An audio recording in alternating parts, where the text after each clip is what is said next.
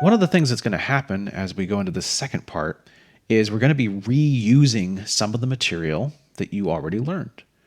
So that might be an actual repeat of something that we played earlier, or it could be the repeat of a concept that you learned by practicing something earlier. So make sure that you go and watch that first section video first. All right, now on to the second section.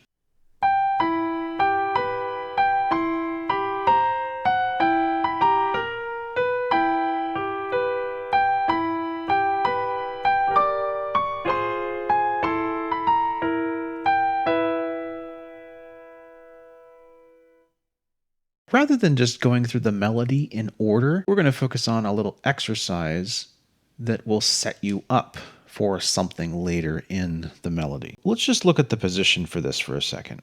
We're going to be using this black key, which we had earlier when we talked about our 5 steps, 5 fingers over 5 notes. We had that F sharp earlier. For this part of the song, you're going to be using that F sharp along with the G above it.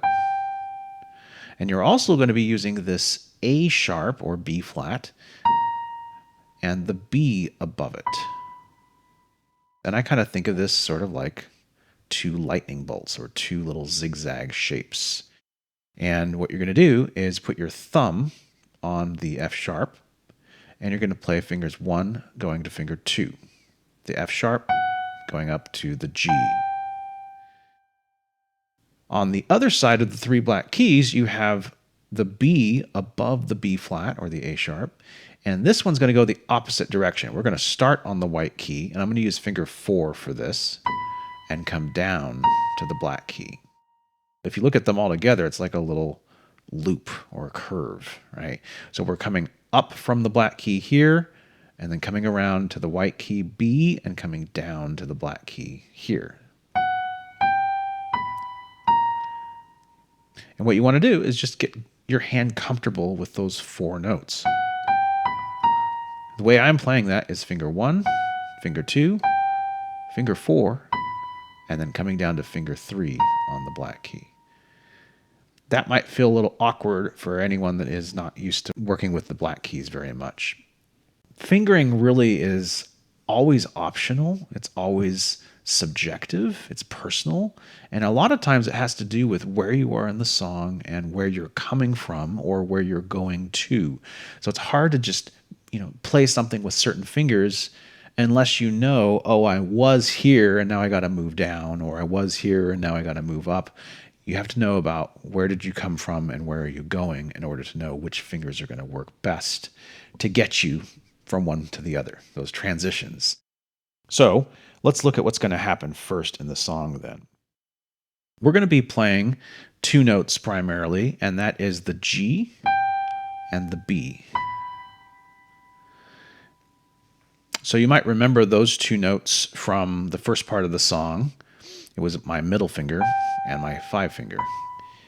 But this time we're going to be using also this little curve that we had in the second part of the first section. Those 3 notes there. We're going to be using that. And so if you start in your position that you had at the beginning of the song, you'll find that when you try to reach up for those notes that you'll have to reposition your hand. So I think it's actually better if I start with these 2 notes with fingers 2 and 4, and that allows my 5 finger to be ready to play the C above that, and then I can just walk down that curve that we're going to have. Let me play this section and you'll see what I'm talking about.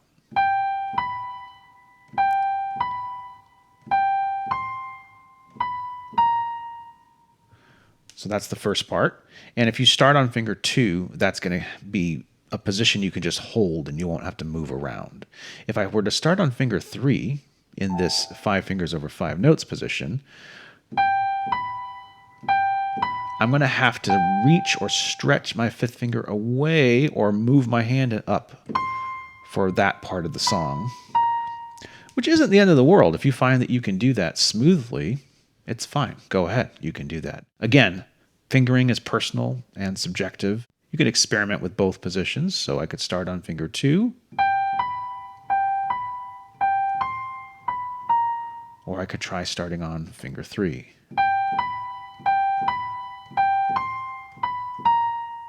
Now for me, I'm okay with either one of those, but you have to find which one is more comfortable for you.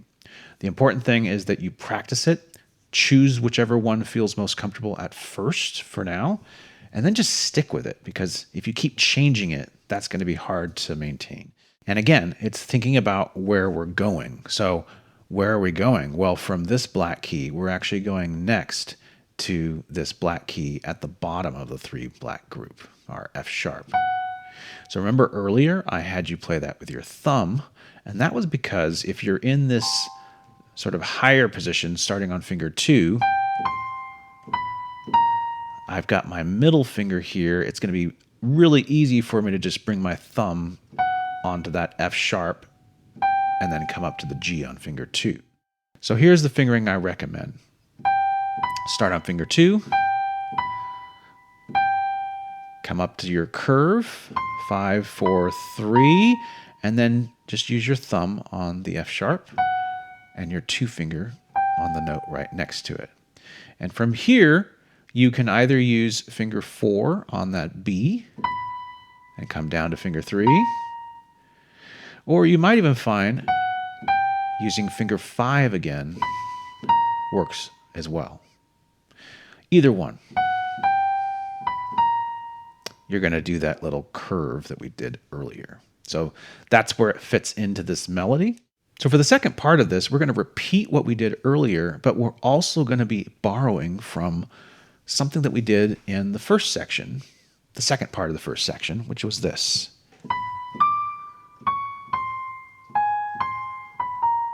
You might remember that. Hopefully you do. We're going to be playing it exactly as we did before. The only difference is how we get there. You might remember we did this little triangle here, coming down half steps, and we started actually on finger 3, going up to finger 5. And then just came down, 4, 3, and then we put our thumb on the black key here. And then I just used finger 2 and then finger 1 at the end there. You could do that exactly the same way this time. Where we were was starting on finger 2 on G. And that worked well for the first part because we had to use this little curve that we talked about, right? But when you repeat it, you may want to go ahead and put your thumb back up there and just do the first 2 notes, the G and the B, with your thumb and your middle finger. Because then finger 5 can hit that D up on top, and then you're in the same position that you were earlier, coming down half steps, and then you finish off the melody the same way you did previously. And it even ends with those same 2 notes that you had in section 1. So let's talk about the left hand. I recommend that you actually practice this left hand a little bit by itself before you try to put the hands together. And it goes like this.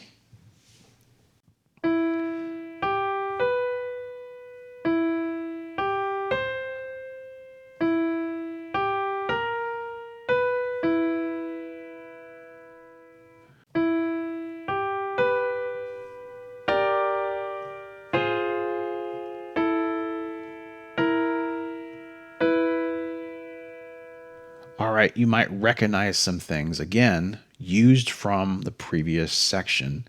This chord, the G minor chord, coming down to the F minor chord, coming down to our devil's horns, and moving up in half steps back to our original 2-note chord.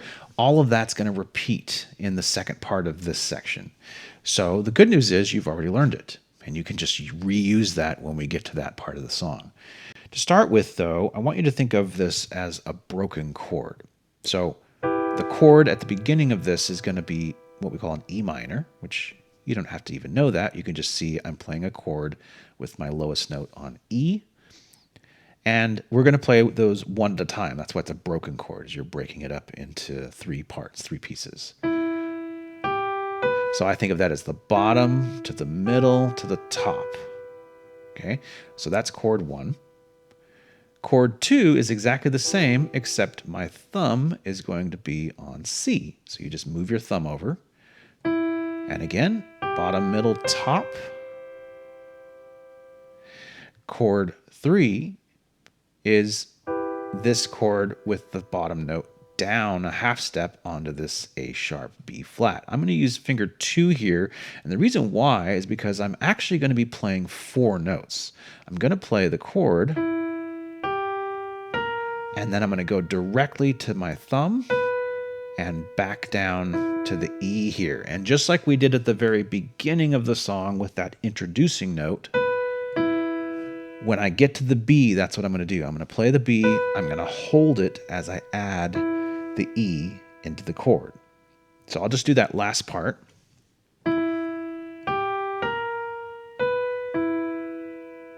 And you can just practice that section, just that last part. But if you want to do the full, start with your regular E minor chord, then move your thumb up, then either my thumb goes down, or I would recommend using your 2 finger this time because you're going to need your thumb on the next key.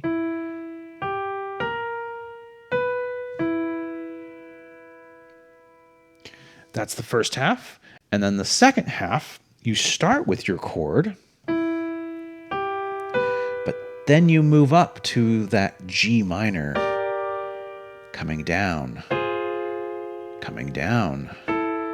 and then up, and then finish on your original 2-note chord. Okay, so now we're ready to put the hands together. We're going to start by just finding that same position that we did way at the beginning of the first section. We got our 5 fingers over 5 notes. Left hand also is in that same position here, an octave below. And I want you to just think of matching chords. So we already know the left hand is going to be playing a broken E minor chord. All right, so I've got my hand here. And my right hand, although I suggested earlier that you start on finger 2, just for now, just to get the hands sort of synced up ahead of time, we're going to just play the same chord. So I've got my E minor chord with my right hand. I've got my E minor chord with my left hand. They're exactly the same. They're like a mirror of each other. All right. So the way this is going to work is if you were going to stay in this position, your hands would be, again, mirrors. My finger 5 is going to go with finger 5 at the same time. And then finger 3 is going to play in the left hand, and you can match that G with the right hand, G. And from here, it's now about them playing the same note, not the same finger. So as my left hand goes up to the B, the top note of the chord, my right hand is also going to go to the top of the chord. So you can practice that by playing, starting with fingers 5 on both hands, sync up on the G's, your middle finger, and then they both go back to the top. I'll do that again.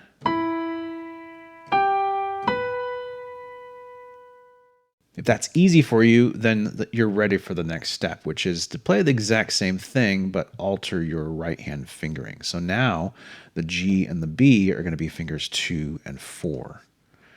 Again, I'm going to start with this B at the same time as my left hand. First note. They're going to sync up on the G, and they're both going to go to the B together. So one more time. Together, middle note together, top note together. But this time, different fingers in the right hand. For more beginner piano players, you might find that feels a little awkward, having different fingers in both hands. It's something you got to get used to. Our hands typically feel more comfortable being very symmetrical, but that doesn't always work when you're playing piano music. So we have to find the pattern on the keys, but it's not always going to work out in our fingers the way that we might expect.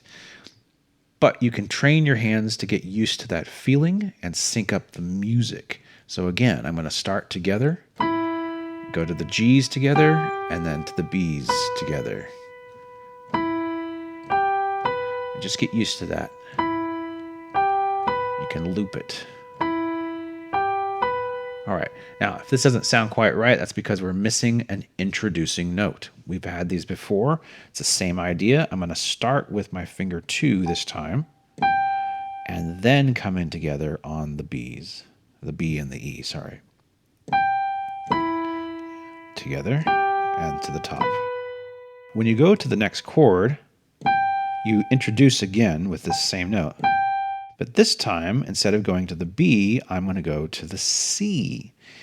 And interestingly enough, that note, my 5 finger, is going to sync up with my 5 finger in the left hand again as well.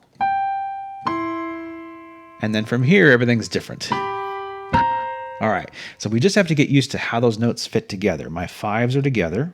I'm going to come up to the next note of the chord in my left hand. I'm going to come down to finger 4 together. And then when I go to the black key here, my left hand thumb goes up to the C.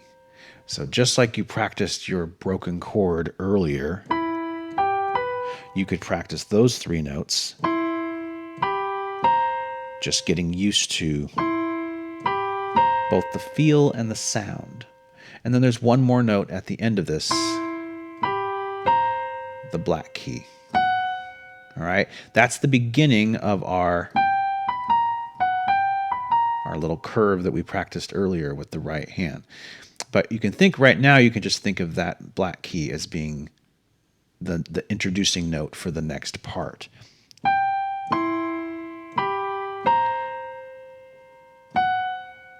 And what we need to do is come back to this E one more time with the left hand when that G plays, just like we did at the beginning.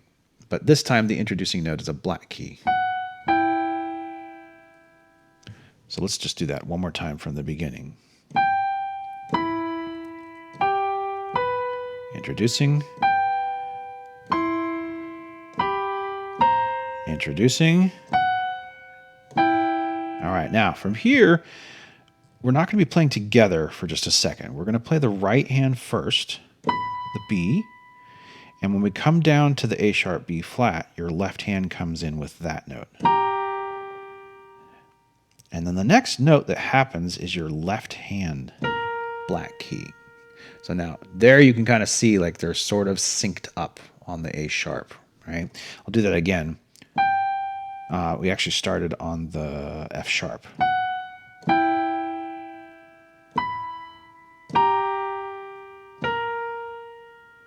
All right, so let's do that again. We're going to go introducing note, then they're together, right, together, left.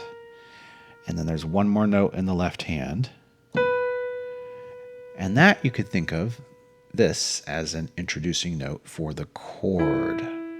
And that chord is going to correspond with the last right hand, which is also a chord. This is the only time in this part of the song where you're going to play a full E minor chord. So 1, 3, 5. And that comes right after your introducing note going down to the E. All right, so let's do that section again. I'm starting on finger 2, introducing note, together, middle to the top, introducing note again, going up to the C, and that's sort of a reminder that my left hand moves up to the C. My introducing note is now a black key, together with the bottom note. So that's together, right, together, and then it's going to be the left hand, and then my chord at the end. We have a little echo as well. The echo is very similar to what we did earlier in the first section, the end of the first section. So after you play this chord, you have your little echo. And that little echo is interesting because that's also the beginning of your melody. The G to the B is what you play at the beginning. Right? That's what we did in the right hand. So this time, it's the same, but my hand, you notice I've moved up So I'm starting with my thumb on B. And we talked about this earlier. That's because we're going to go up to the top note now, the D.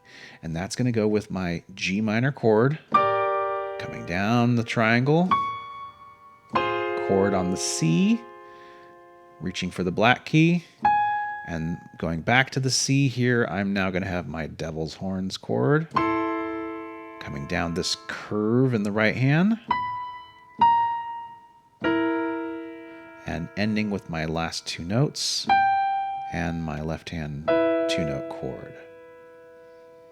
All of that is a repeat from the first section. I'm going to do this one last time, and you can just follow along with me.